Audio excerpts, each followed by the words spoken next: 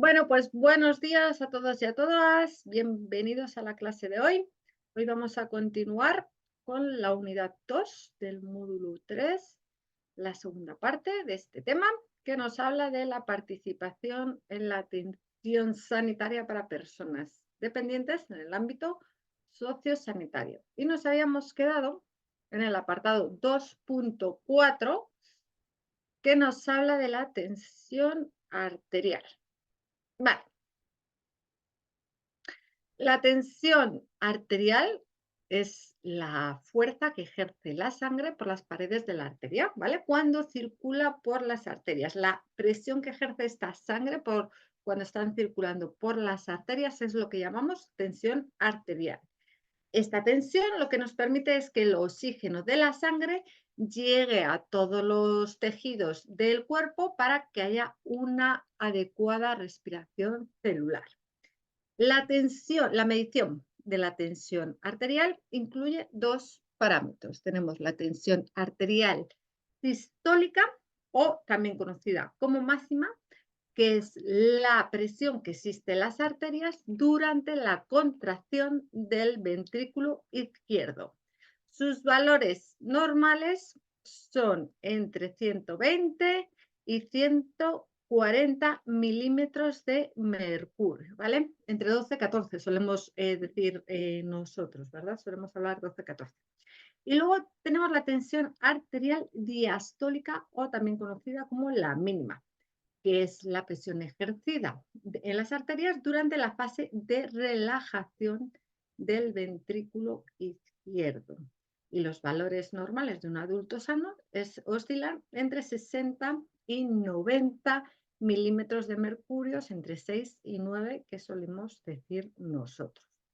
Nosotros como profesionales tenemos que tener en cuenta que se puede decir que la tensión arterial lo que refleja es la relación entre el continente, que serían los vasos sanguíneos, y el contenido, que sería el volumen de sangre, ¿vale? Que circula por esos vasos sanguíneos. Así que cualquier factor que aumente el gasto cardíaco, como puede ser el ejercicio, el estrés, cualquier cosa, va a aumentar nuestra tensión arterial. También lo va a aumentar, por ejemplo, el colesterol, ¿vale? Va a aumentar esa tensión. Las alteraciones que podemos encontrar de alteración arterial son la hipertensión, es decir, aumenta nuestra tensión arterial por encima de los límites normales, sería una tensión arterial sistólica o máxima por encima de los 14, y una diastólica o mínima por encima de los 9, ¿vale? Y luego estaría la hipotensión, que es una disminución, lo contrario de la hipertensión, la disminución de la tensión arterial, sería por debajo de los límites normales, esa sería la hipotensión, ¿vale? Es decir, la sistólica por debajo de 12 y la diastólica por debajo de 6, ¿vale? Hipertensión por encima de valores, hipotensión por debajo de los valores normales. Vamos a ver cómo se mide la tensión, y para eso lo vamos a ver en un vídeo que es mucho más claro. A ver, que lo ponemos, que está por aquí supuestamente preparado. Vale, vamos a ver este vídeo que nos explica cómo medir la tensión de una forma muy clarita y paso a paso.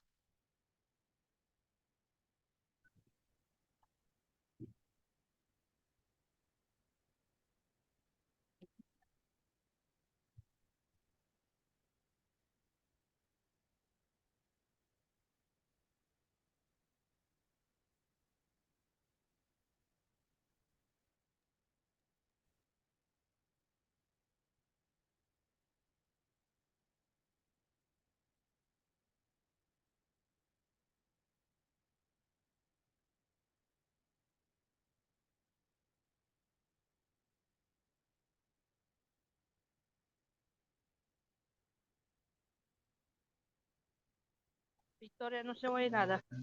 ¿No se oye? Vale. Darme No un se oye. segundo. Vale, voy. Lo paro. A ver. Un segundo. Que vamos a ver qué pasa.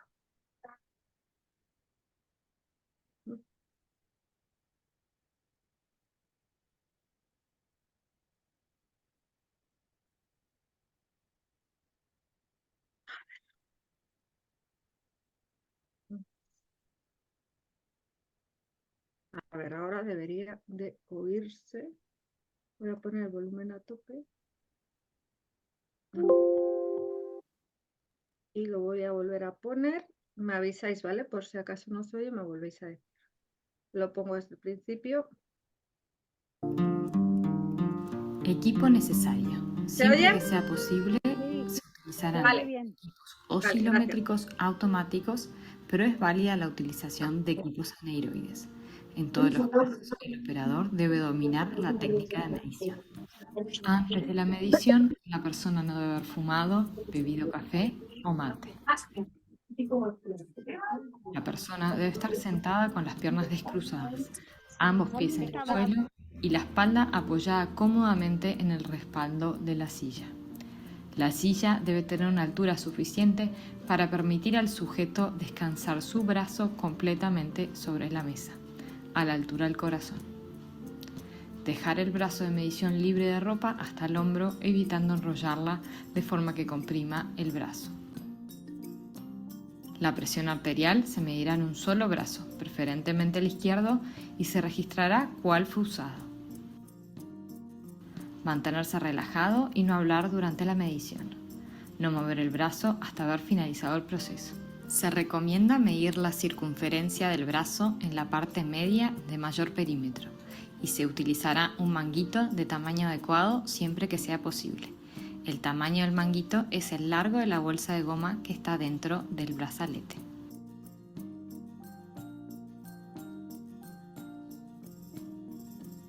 Colocación del manguito. Ajustar sin que comprima demasiado ni produzca dolor. Colocarlo de forma que quede a la altura del corazón. El centro de la cámara deberá coincidir con la arteria humeral, aproximadamente a 2 centímetros por encima del pliegue del codo, en la cara anterior del brazo.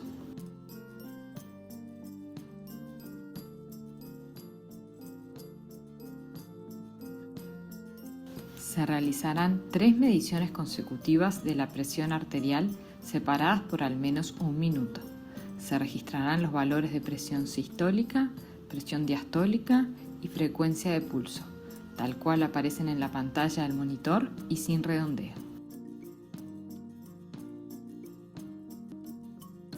Técnica con esfingomanómetro aneiroide. En el caso de los equipos aneiroides se debe verificar que la aguja esté exactamente en cero antes y después de iniciar la medición. Proceder en primer lugar a la palpación del pulso radial. Cerrar la llave de la pera de goma e insuflar el manguito rápidamente, llevando la presión a 20 o 30 milímetros de mercurio por encima de la desaparición del pulso radial. Colocar la campana con membrana del estetoscopio sobre la arteria humeral y luego abrir suavemente la llave de la pera, dejando bajar la presión de 2 a 3 milímetros de mercurio por segundo. Documente los valores de presión arterial del manómetro.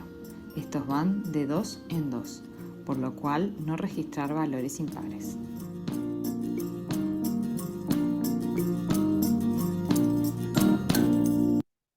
Vale. Os voy a poner de seguido también cómo medir la saturación de oxígeno en sangre, que es lo siguiente que vamos a ver, para luego no salir de nuevo de la presentación, ¿vale? Y sea más sencillo.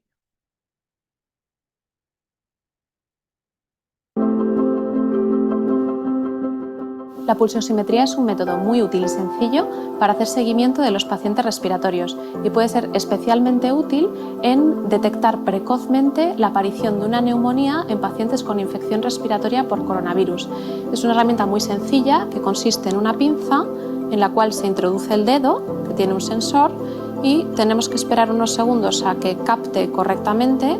Eso se puede medir con una curva en algunos o con esta barra que va subiendo y bajando en otros dispositivos, y nos va a dar dos parámetros. El primero es la saturación de oxígeno en sangre y el segundo es la frecuencia cardíaca. La saturación de oxígeno normal en sangre en una persona sana y joven oscila entre 95 y 100%, por lo que parámetros por debajo de este convendría ser valorado por un médico.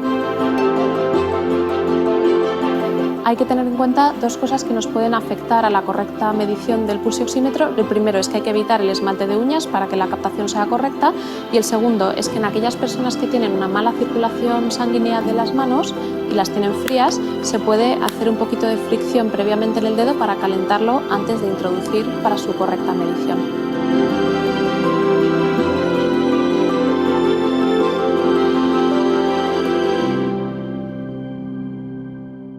Vale, listo. Bueno, pues hemos visto cómo tomar la tensión y cómo medir el oxígeno en sangre. A ver, ¿dónde está ahora lo que yo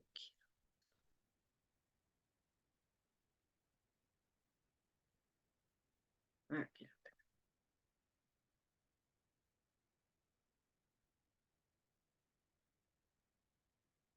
Vale. La saturación de oxígeno, la tensión y seguimos. Hemos visto la saturación de oxígeno, se llama oxiometría de pulso, ¿vale? O pulsiosimetría, que lo que mide es la cantidad de oxígeno que tenemos en sangre. Ya sabéis, los valores normales entre 95 y 100. Por debajo de esos valores es muy importante que lo valore un médico. Vale.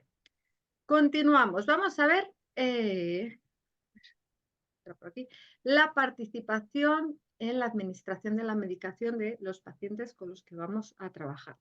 Hay distintos tipos, distintas vías para administrar un medicamento, y vamos a ver todas estas formas de poderlo administrar, ¿vale? Un medicamento, sabéis que es una sustancia que contiene una serie de componentes que nos van a permitir o bien prevenir, o bien diagnosticar, o bien curar o aliviar una enfermedad o las secuelas de esta enfermedad, ¿vale? Viene preparada este medicamento para ser administrado al individuo, ya sea de forma externa o interna.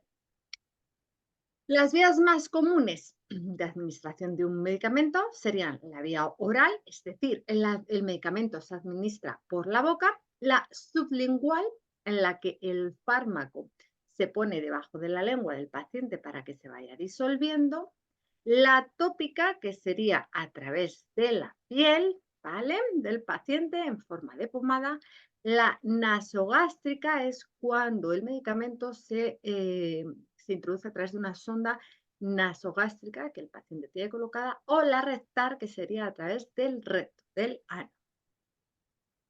Importante, siempre antes de administrar cualquier fármaco, cualquier medicamento, es necesario que sigamos una serie de pasos. ¿Cuáles son esos pasos?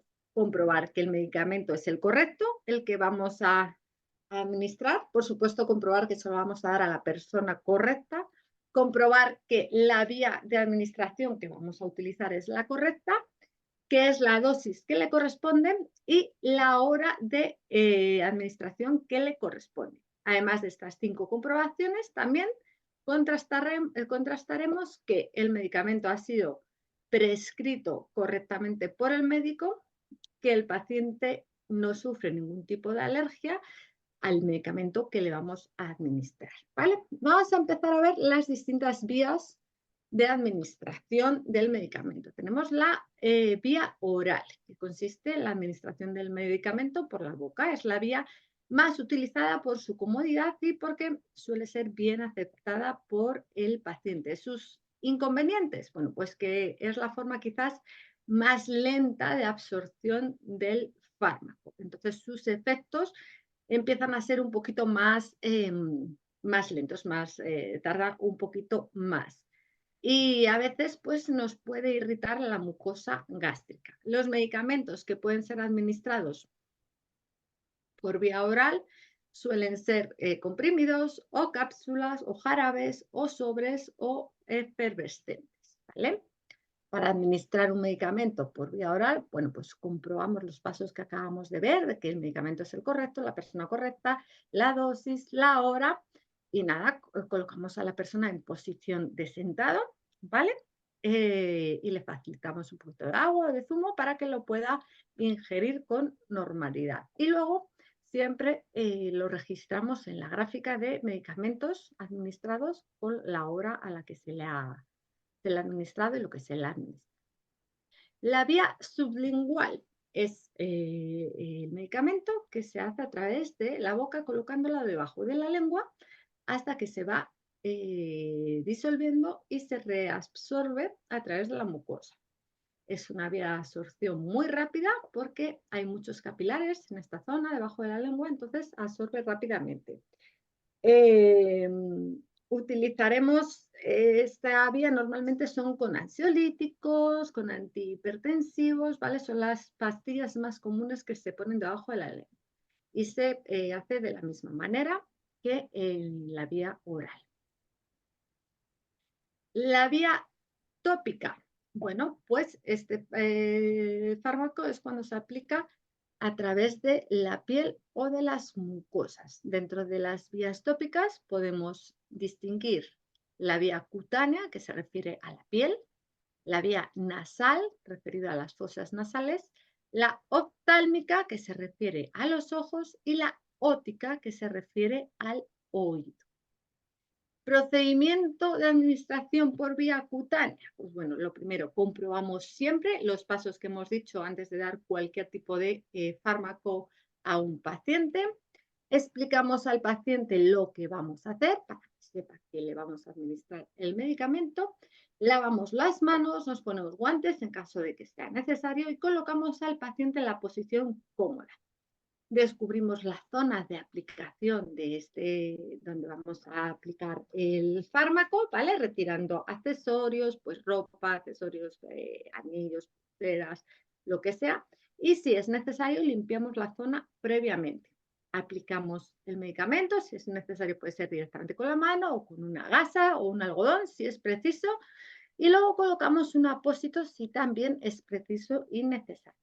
Y al final, como después de la administración de cualquier medicamento, anotamos en la gráfica el medicamento administrado, la hora y la cantidad. Vale, por vía oftálmica, a través de los ojos. Vale, vamos a explicar al paciente lo que vamos a hacer, lavamos manos, colocamos guantes si es necesario y colocamos al paciente en una posición cómoda, con la cabeza hacia atrás y mirando hacia arriba. Limpiamos previamente las posibles secreciones que haya en los ojos o suciedad que haya en el ojo con suero fisiológico y gases.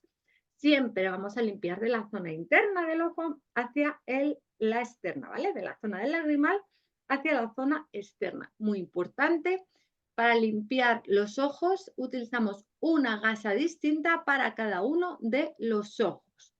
Aplicamos el medicamento retrayendo ligeramente el párpado inferior, según veis en la imagen, ¿vale? Y lo ponemos en el saco conjuntival, ¿vale? Es decir, en el espacio que hay entre el globo ocular y el párpado inferior. Vamos a evitar siempre tocar la córnea con el botecito del medicamento y luego, si es necesario, colocamos un apósito oclusivo que cierre el ojo y anotamos en la gráfica. Administración de un medicamento por vía óptica a través del oído. Bueno, pues explicamos al paciente el procedimiento, nos lavamos las manos, nos colocamos guantes. En este caso, posicionamos al paciente tumbado de lado, ¿vale? Y con la cabeza, o sentado pero de lado, la cabeza sentada, recostada sobre el oído no afectado, sobre el oído que no, sobre el que no se va a administrar el medicamento. Tiramos ligeramente de la oreja hacia arriba y hacia atrás, y administramos las gotas sobre las paredes del oído. Una vez finalizada la aplicación, el paciente se mantiene unos minutos en esa misma posición, ¿vale? Para que el fármaco entre bien y actúe correctamente. Colocamos un algodón en el orificio posteriormente, si es necesario, y anotamos en la gráfica. Y las gotitas se echan en la pared del oído, no directamente en lo que es en el agujerito, sino en la pared, ¿vale? Para no hacer daño. Vale, administración de un medicamento por vía nasal. Explicamos el procedimiento, nos lavamos las manos, colocamos guantes, colocamos al paciente en posición cómoda con la cabeza hacia atrás y administramos las gotas dentro de los orificios nasales, indicando al paciente que respire por la boca para evitar que estornude. Mantenemos al paciente en esa posición durante unos minutos para que pueda hacer bien efecto el medicamento, el fármaco, y anotamos en la gráfica el medicamento administrado, la hora y la cantidad. Por vía rectal. Vale. Esto se suele emplear para tratamientos locales o sistémicos a nivel general. Vale. Y suele utilizarse con pacientes que tienen dificultades para tragar o que no toleran bien la vía oral o que se encuentran inconscientes, o bien para fármacos que irritan la mucosa gástrica. Presenta algunos inconvenientes, como puede ser pues, la incomodidad de la administración y a lo mejor alguna irritación, alguna irregularidad en su absorción. Los medicamentos que se suelen administrar por vía rectal son supositorios, pomadas o enemas, ¿vale? Para administrarlo nos colocamos los guantes, lavamos manos, colocamos guantes, le explicamos al paciente lo que vamos a hacer, separamos, ponemos al paciente en decúbito lateral, de una forma que se encuentre cómoda, en posición tumbado de manera lateral. Separamos con la mano los glúteos y administramos el medicamento con la otra mano, atravesando el esfínter anal. Cuando el medicamento sea un enema, es posible que sea necesaria la utilización de un lubricante, ¿vale? Antes de su aplicación. Luego pedimos al paciente que mantenga esa posición con las nalgas oprimidas y que aguante el deseo de defecar durante unos minutos. Anotamos en la gráfica lo administrado, la hora y la cantidad. La vía nasogástrica. Vale, la vía nasogástrica suele ser utilizada cuando el paciente tiene problemas de deglución, la dificultad para tragar, cuando presenta un nivel de conciencia bajita o cuando se niega a ingerir alimentos y medicamentos por vía oral, ¿vale? Puede ser pues, pacientes que sufren de demencia o pacientes con algún tipo de problema psiquiátrico. Por tanto, es una vía que se suele utilizar a veces en personas con cierta frecuencia, en personas dependientes, ¿vale? La administración por esta vía debe ser siempre realizada por personal cualificado y personal perfectamente entrenado que sepa realizar la técnica, ¿vale? Siempre, siempre, siempre antes de la administración de cualquier administración, recordar que es importantísimo comprobar que el medicamento es el correcto, que la persona es la correcta, que la vía de administración que vamos a utilizar es la que procede, la dosis correcta y el horario correcto, ¿vale? Y aparte de esto, también es muy importante comprobar que, bueno, este medicamento ha sido prescrito correctamente por un médico y que el paciente no sufre ningún tipo de alergia a la medicación que vamos a administrar. Bueno, ya está aquí este tema de hoy, esta segunda parte del tema de hoy. Muchas gracias por vuestra atención. Gracias también a ti. Muchas gracias.